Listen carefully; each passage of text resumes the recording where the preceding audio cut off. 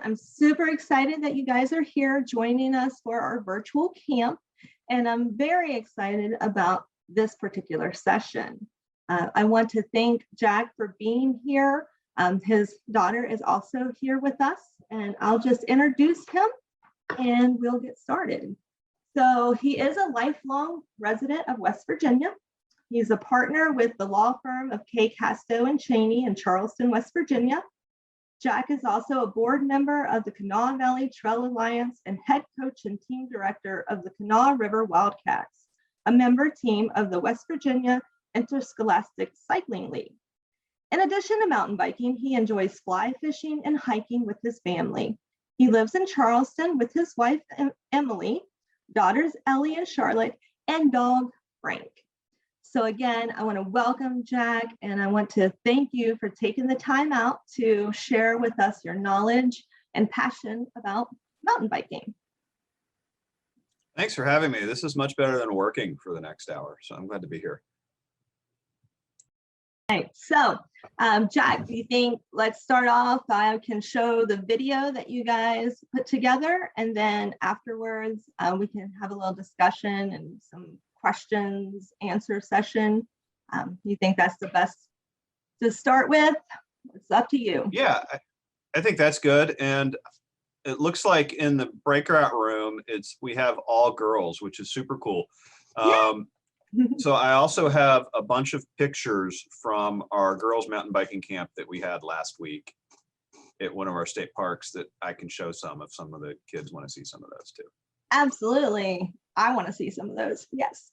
So let's go ahead, and I am going to share my screen and start the video. It's super informative.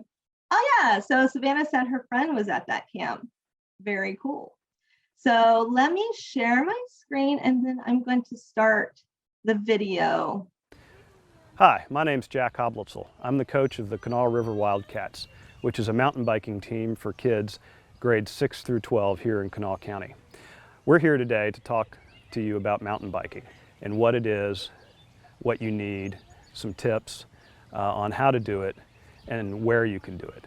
I have with me today some students from my team, and they're going to introduce themselves. My name is Elias Leedy. I am 8 and I am in 3rd grade, and I go to Mary Ingalls Elementary. Hi, my name is Bishop Frame. I am 16. I am in grade 11 and I go to South Wilson High School. Hi, I'm Chloe Petrie and I'm in 8th grade. I go to First Main Middle School. I'm Ellie Hoblitzel. I'm in 8th grade and I go to Mountaineer Montessori School. All right, so what is mountain biking? Well, simply put, mountain biking is riding your bike on a trail and not on pavement. Beyond that, there are lots of places you can ride a bike. You can ride a bike on a gravel road, a rail trail like the Greenbrier River Trail or the Elk River Trail, or like trails here at Little Creek Park. There are lots of different kinds of mountain bikes, and we've got a couple of them here today. Bishop and I are riding full suspension mountain bikes, which are bikes that have suspension on the front fork and on the rear. Chloe and Ellie are riding hardtails, which are bikes that have suspension only on the front but not on the rear. And Elias has a fully rigid bike, which has no suspension at all. There's mountain bikes designed for all different kinds of riding, from flat, level trails to steep, rocky, gnarly downhill. Most people starting out will want to get a basic bike that's either a rigid bike or a hardtail bike with a suspension fork on the front. And you can visit your local bike shop wherever you live and talk to them about what bike may be best for you, and they can help you find the one that works. So what else do you need besides a bike? Well, most obviously you need a helmet. And a helmet should be properly sized to fit. You don't want it too big and so that it's loose on your head, and you don't want it too small so that parts of your head aren't protected, like your forehead. And as you've seen in the video, most mountain bike helmets have a little more protection on the back and on the sides than the bike helmet that you might get if you're riding on a road bike or some other type of bike. You should wear your helmet anytime you're on the bike, even if you're just in your driveway or you're just riding down the street or just going to a friend's house. You always want to have your helmet on whenever your legs are over your bike. You also want to carry some tools with you on the trail so that if your bike breaks, that you can fix it. Most generally, you're going to want to have a spare tire and a bike pump so that you can change a tire if you get a flat tire on your trail. Other tools that people may carry with them are a multi-tool, which has screwdrivers and Allen wrenches and some tools that can fix your chain if your chain breaks. And you may also want to carry a few extra links for your chain so that you can fix a chain on the trail. You might want to carry a backpack that you can carry your tools in, or that you can carry some food or some water. A lot of backpacks have hydration bladders built into them so that you don't have to take a water bottle out to take a drink. You can take a drink while you have your hands on the handlebar and while you're riding. So those are the main things that you want to carry with you when you're on the trail. Now we're going to talk to you about what you want to do before you ride.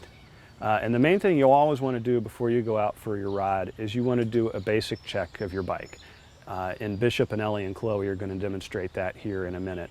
But when you're doing a basic bike check, there's really three things you want to look for, and it's the A, B, C's of a bike check. The A is you want to check the air in your tires. You want to make sure your tires are properly inflated and that they're not running low. And if they're low, you want to add air to them. The B is you want to check your brakes. You want to make sure your brakes are in good condition and that they're working well. The worst thing you can happen is to be out on the trail and all of a sudden realize you don't have any brakes. And the C is the chain. You want to look over your chain to make sure it's not bent or it doesn't have any kinks. And if there's any problems with your chain, you want to fix it. And then the last thing you want to do is you generally just want to look over everything else on the bike. Make sure nothing looks like it's cracked or there's any screws that are loose and things like that. All right, well, now that you've checked your bike, you're ready to hit the trail. And on the trail, there are all sorts of different skills that you'll learn and you'll progress as you ride. But there's three basic foundational skills that you want to keep in mind. And the first is you want to keep your eyes up and scanning the trail in front of you. You want to watch where you're going. You don't want to look down at the wheel right in front of you because trees and rocks and roots, they sort of have a habit of moving and jumping in your way. So if you're not watching where you're going, you might hit one of those. So always keep your eyes up, scanning the trail in front of you. The second thing is you want to have your fingers on your brakes if you're on anything other than flat, level ground. And when I say fingers on your brakes, I mean one finger or two fingers on the brakes only. You don't want to grab your brakes with your whole fist because then you'll not have good grip and control on your bike. So one or two fingers on the brakes. And then the third thing is you want to keep your pedals when you're not pedaling in a level position. And by that I mean at 9 o'clock and 3 o'clock, not noon and 6. So level pedals, level and parallel to the ground as you're riding along. Unfortunately, like a lot of other sports, mountain biking can be expensive. Bikes can cost anywhere from a few $100s at a Target or Walmart to $13,000 or $14,000 for the highest end downhill bike with the best components money can buy. But to start out, you can get a great mountain bike that'll serve you well for under $1,000. You can also get them used. You can get them from friends, and you can look on the internet at sites like Pink Bike. But I would encourage you to go, again, check out your local bike shop and talk to your bike retailer, and they can help you pick a bike that's best for you. Once you get a bike, you also got to maintain it. And that has a cost too. You know, riding over roots and rocks and up and down hills puts a beating on your bike. So you do have costs to maintain it because you'll break it, you'll get flat tires, you'll chip the paint, you'll do things like that, and you'll have to take care of it. And that has an ongoing cost as well. So like anything, it's not cheap, but you can do it and you can have fun without breaking the bank too. So where do you ride? Well, the great thing about living in West Virginia is that you can mountain bike pretty much anywhere.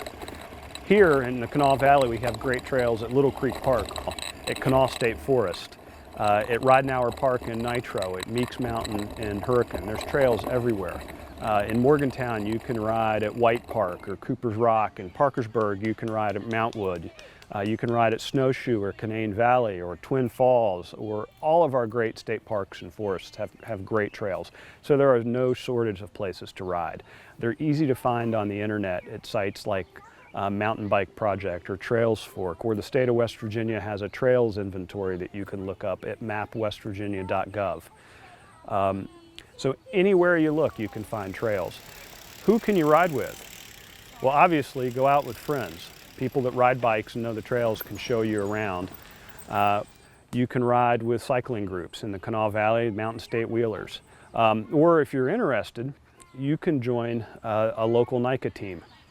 Like I said at the beginning, I'm the coach of the Kanawha River Wildcats, which is the West Virginia Interscholastic Cycling League team here in the Kanawha Valley. But the West Virginia Interscholastic Cycling League has 15 teams around the state.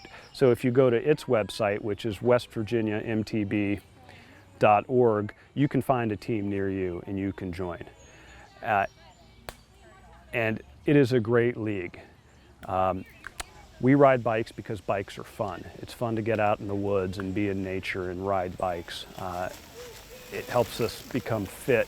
It helps us learn how to overcome adversity and achieve our goals, and it gives us something we can do our entire lives.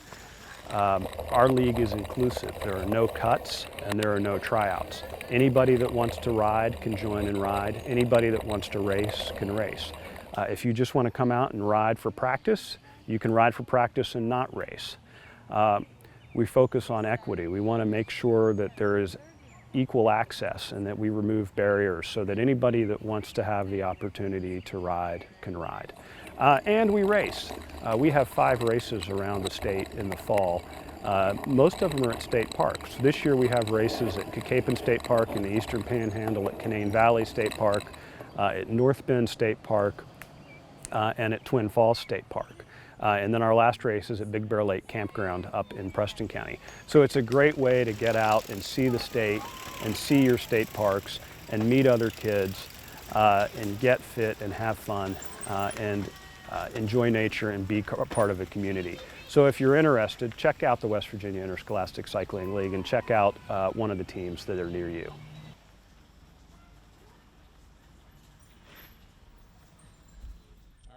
All right, that was an awesome video. I'm so happy you guys were able to put that together, and very informative and very helpful. So did anybody have any questions that came into mind while watching the video?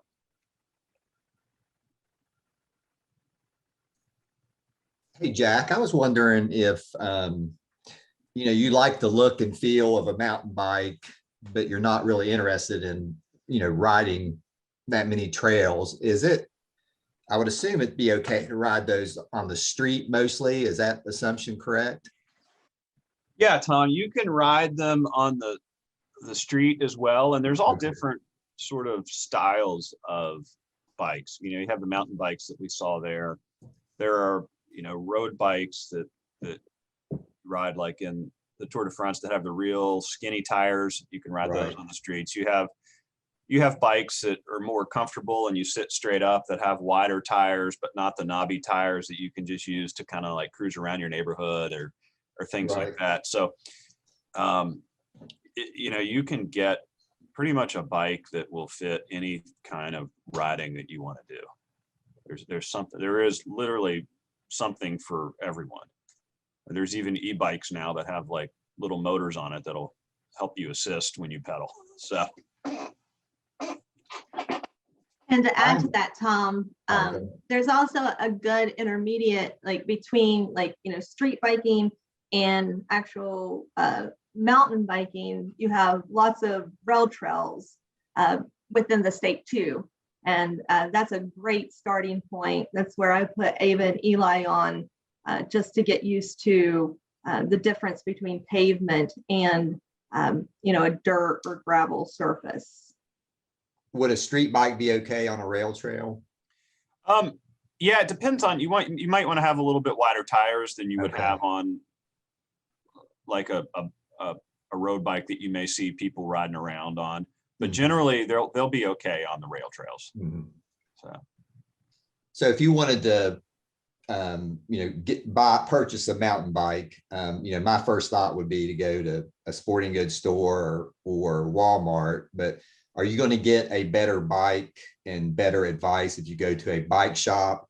And if you do choose a bike shop over a Walmart or sporting goods store, are you going to be paying more for the bike? Generally, yes. Mhm. So, what you get at a big box store will work fine. Mhm. They may not be as well built, and you may not get one that fits you as well. So if you Mhm. go to a bike shop, they're going to have expertise on getting one that is the right size for you, that might fit what you want to ride. And they'll be able to answer a lot of questions and things like that. And they also carry bikes in a wide range of prices as well. So you'll probably pay a little bit more than you would get at a big box store. But most of our local bike shops carry bikes in a wide range of prices. So you can usually find one that works well for you, and probably get one that'll fit you better and you'll be happier with at the end of the day. But that's not to say that, what you can get at a Dick's Sporting Goods or things like that are bad bikes. You can find a perfectly usable bike there too. It's just the people that, they may not have the expertise in terms of what you might need and what you're getting on the bike that you would get at a bike shop. Plus you'd lose probably, the bike shop could probably service your bike better if you have Right. issues, right? Right. The bike shops, you can take it back and they'll service it. And a lot of the manufacturers will have warranties and things like that. You can get parts fixed through the warranty process if they break, and that sort of thing. So. And also, depending on where you live in the state, I know that there's several bike shops around me where if you are interested in trying out a mountain bike, you could rent one for the day, a half a day.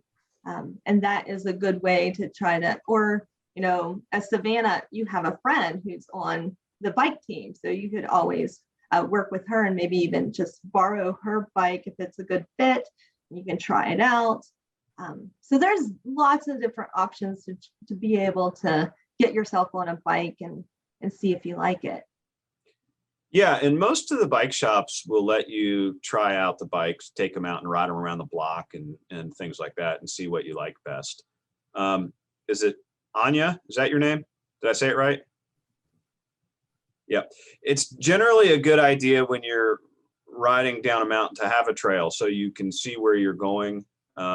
If you're just riding through the woods, there may be holes in the ground that are covered with leaves or sticks or rocks that you can't see that can make you crash. And trails are usually built in a way that prevents that takes into account rain and erosion, so that you're not, you're minimizing, the damage to the environment and things like that.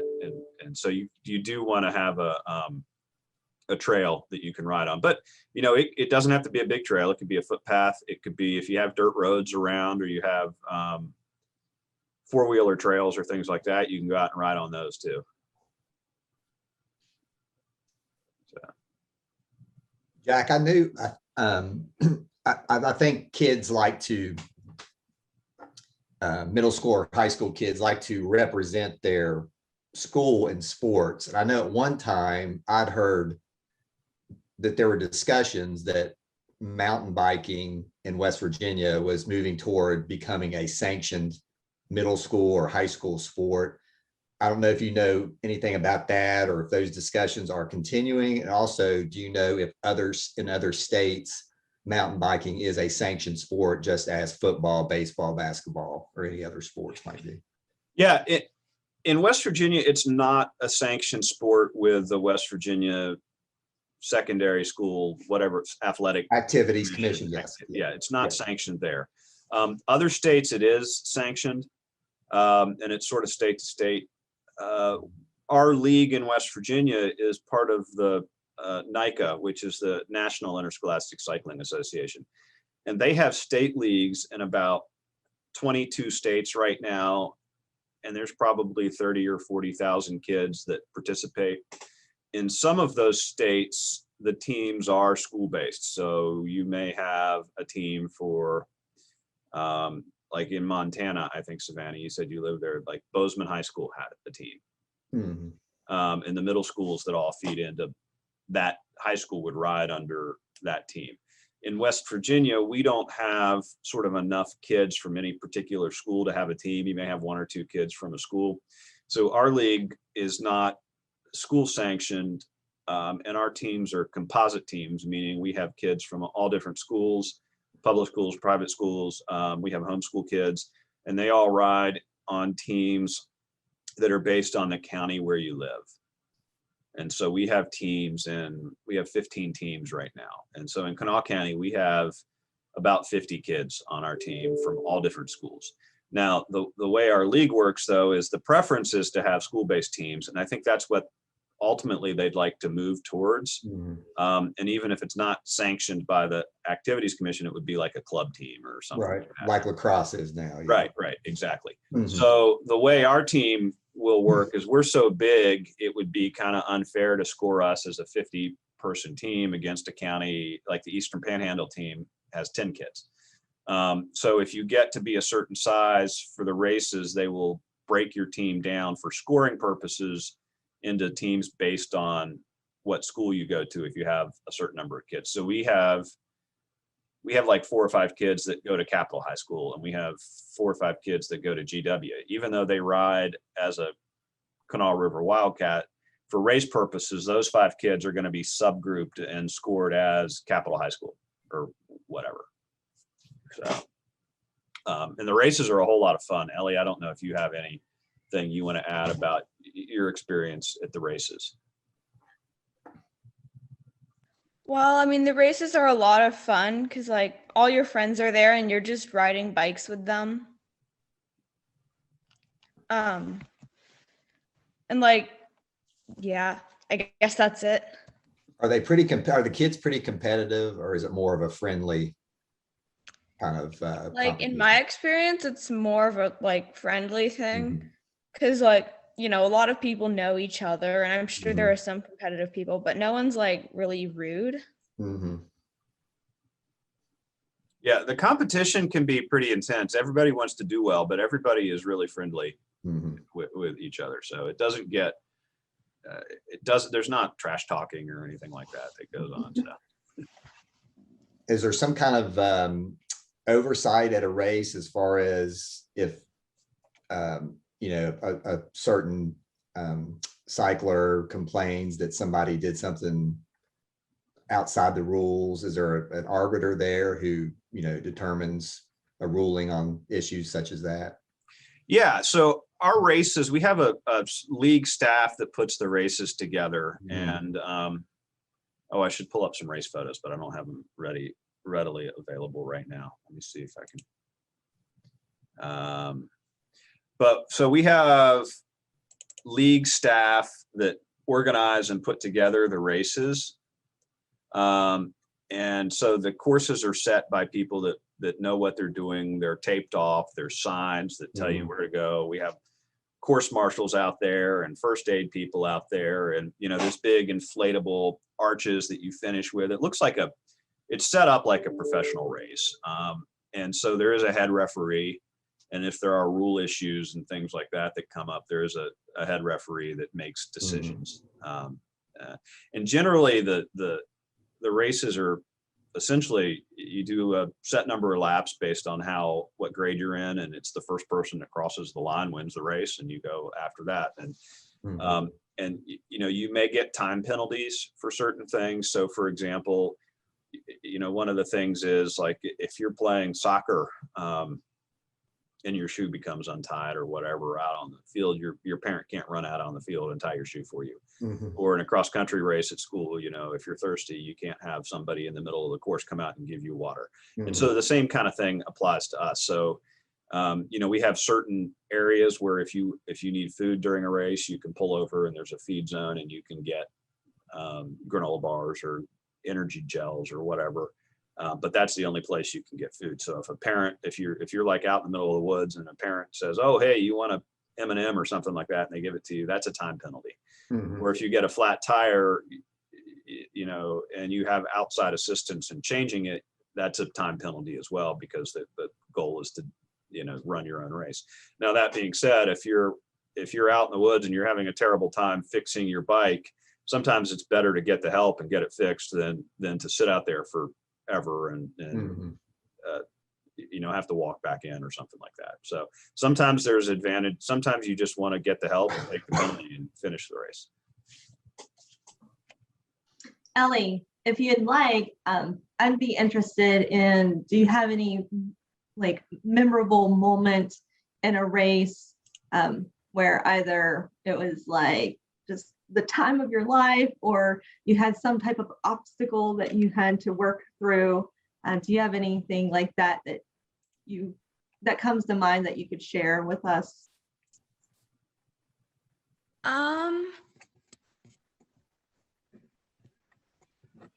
Well, so this spring I did a race series that wasn't like with NICA, it was just a separate one. And because of COVID, I had not done any mountain biking races in a long time. And in the first race of the season, I started out too fast riding at the beginning. And like, I just kind of got burned out and got really tired, but like, I just kept going through that. And then I did really well in the race. Awesome. That's great. Good job. Yeah. A lot of times it's just overcoming like your head game, get out of your head and just have fun with it. And it's really, it's super fun, ladies. I'm really happy that you guys tuned in.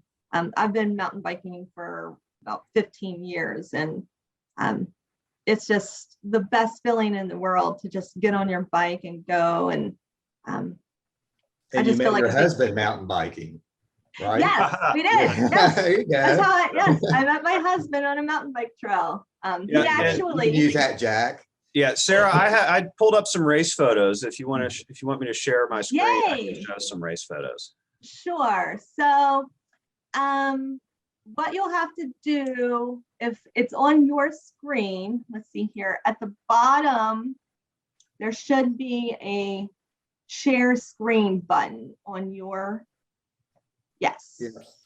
Perfect. Yep. So you should be able to see a bunch of photos. These are we didn't have any races last year from COVID. So these are from 2019. But, this is one race we had up in Big Bear Lake Campground in Preston County.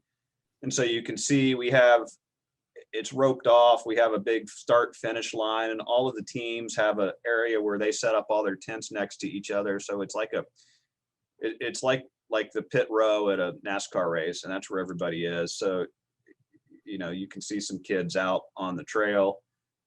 This is one of our Kanawha County kids here. He now rides with Putnam County. There's another. These are all Kanawha County kids because this is the team that I coached for. These are a couple of siblings that are out riding or they're out playing around. Let me see if I can get another. So you can see here, that's kind of this is at the start of a race. So you can kind of see how it's all lined up. And this is our high school boys. This was probably varsity boys coming off at the start. Is it kind of a sprint to the trail from the starting line to get position on the trail ahead of everybody else? Yeah, so they'll start everybody in like these corrals and they're started back from the start line. And so they'll send you off in waves based on your grade. And you may have 100 yards or 200 yards before you hit the start line. And so that's so everybody can kind of get spread out and you're not in a big mass bunch. Because most of the races, most of the places where crashes happen are at the start when everybody is bunched together and sprinting and things like that. So then you have award ceremonies and we have podiums and the top 5 in each category will get called up. This is North Bend. And so you can see how they have everybody kind of corralled at the beginning and you have a long way to get to the start to get spread out. Let's see if I can find another good one here. What is the season basically run from? What month to month? We start in our practice season starts in July and our team at least practices twice a week at Little Creek. And then the first race is the weekend before Labor Day. And this year it's up at Canaan Valley State Park. And then we have 5 races, and they basically go every other weekend through the end of October. Gotcha. And so, you know, the last race of the year is around Halloween. So during our pre-rides, everybody dresses up. So there's me dressed up as Clifford, and my youngest daughter was Ruth Bader Ginsburg. So that's her collar. Let me see here. She had a little gavel on her bike. You know, she put like a little milk crate on her bike. Oh, nice. Rode around. So we have a lot of fun with the races. They're pretty fun. And you can get pretty muddy. This last one was at Stonewall in 2019, and it was, it had rained the night before. It was super muddy. So everybody had a good time. It was pretty dirty when they came off the trail.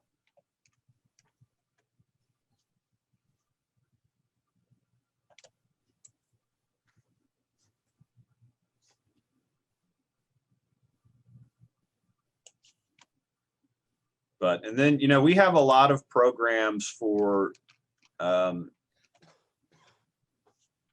know, everybody thinks of mountain biking is kind of a thing that boys do, and that's not the case. So the league has a lot of programs to encourage girls. And so we just they have a GRIT program, which is like Girls Ride Together. It's an acronym for that. So it focuses on, you know, making mountain biking more accessible for girls. And we just had a camp last week up at Kakapen. So, you know, here's everybody at the, if it'll load. Here's everybody at the beach in the afternoon swimming. And, you know, they have a little diving platform and you can jump and dive off of. What else? Ellie, you guys did sock tie dyeing. So let me get down and find some socks here. Yeah. So that's everybody with their socks on that they tie-dyed at the camp. We need to do that, Sarah. Yeah.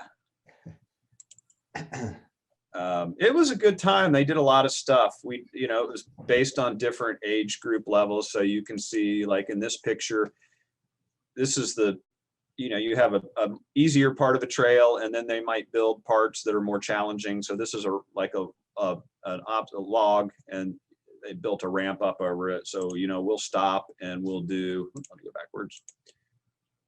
We'll do work on how to ride over obstacles and things like that. And so that's one of our girls going over the obstacle, and she ended up going into the woods a little bit there.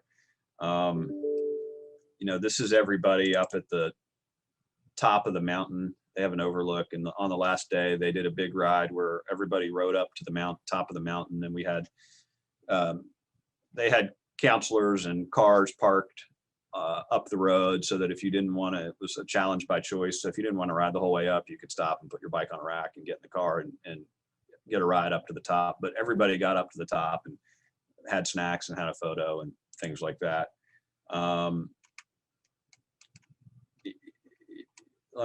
You know, you said, Susanna, your friend Zoe was there. So let me I got a good picture of her in here somewhere. Let me find it down this way. In order to participate in a GRIT weekend like this, do you have to be on a team, or could this be open to anybody that wants to attend? Yeah, this camp is for people that are registered in the league. Okay. So you have to sign up for a team and register for a team. There are other things that we're working on, trying to get some bikes that the league has and a trailer, and go around that we can do try it out events and things like that around the state. But bikes are hard to get right now, like everything else. Most of the teams will do preseason events where they'll have open houses where you can come and try it out and things like that. But for a camp like this, you need to be registered and signed up with the league. So here's Savannah, here's your friend Zoe, and they had we had a smoothie bike. So you can see we had a blender on the back of a bike, and we made smoothies every night. Ellie ate a cicada in her smoothie. So there's some of our socks. Let me see if I can find the.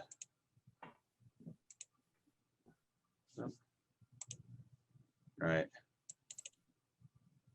So here's her cicada.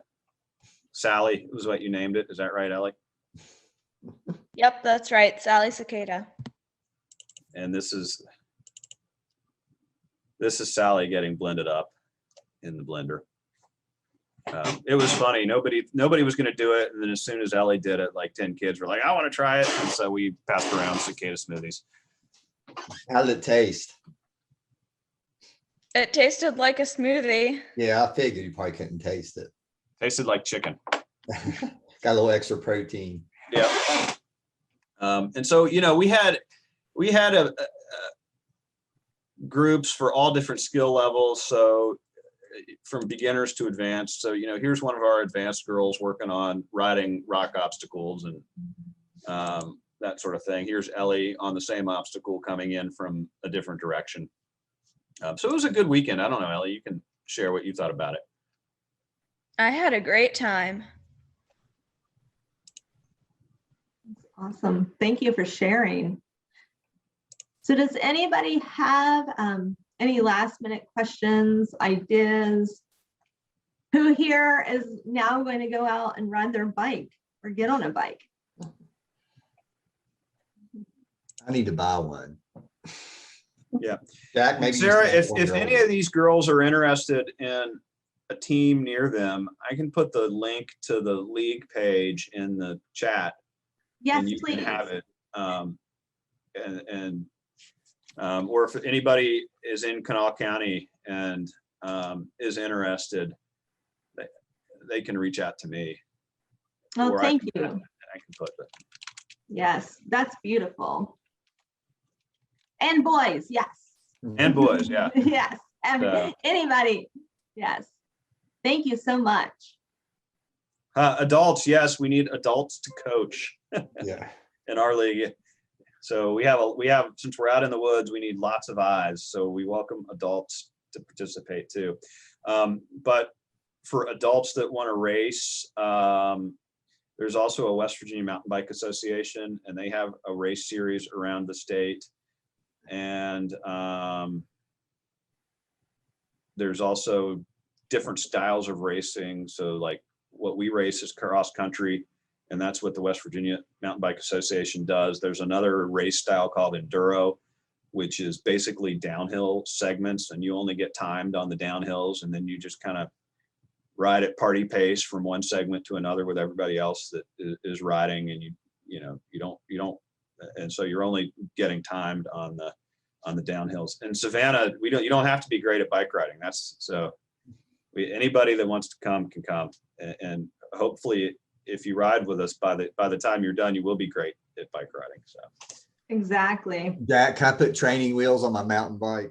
And Savannah, I'm going Might to be a tell good- you, I'm the might last be- person up the hill every time. Like Yeah. I always call myself safety because I'm literally always the last person, but I still have fun. So yeah, and never compare yourself to someone else. Like this is what I love about mountain biking is you can push yourself, and you don't have to worry about being good or bad or whatever. If you're on your bike, you're doing it right. So yeah, it's the more the merrier. And our more advanced kids are really encouraging of our younger kids who are just getting started, and they do a lot to help them out. And so I think you found that out, Ellie, right? When you started, that it was just a fun group to be with. Yeah, definitely. So we're going to wrap this up here in a few minutes. So any last words, questions? Jack, Ellie, thank you so much. This has been so fun and awesome. I've learned a lot, and I'm super excited that some of you guys might be out there and get on your bikes, and hopefully we'll see you on the trail. So Yeah, we'd love to have you. So check it out. There's teams anywhere you live. There's probably a team not too far from you if you want to give it a shot. Okay, guys, so what we'll do is if you do not have a session right after this, you can log out and then log back on for the time of your next session. But I just want to thank you again for joining us here. And we just hopefully next year we'll be in person for camp. But thank you so much, Jack and Ellie, and just ride on, guys. Thanks a All right. lot, Jack. We appreciate it. Sarah, I've got you at 1 o'clock tomorrow instead of 10, right? For this while I'm here. Is that right? Let's check it out because I still have 10 o'clock. That's correct. Is that correct? Yeah, 1 o'clock tomorrow. 1 o'clock. Okay. Awesome. Perfect. Okay. Sounds Maybe you good. guys liked it so much, you'll come back again to do it again tomorrow. All right. Thank you, guys. All right. Thanks. Bye.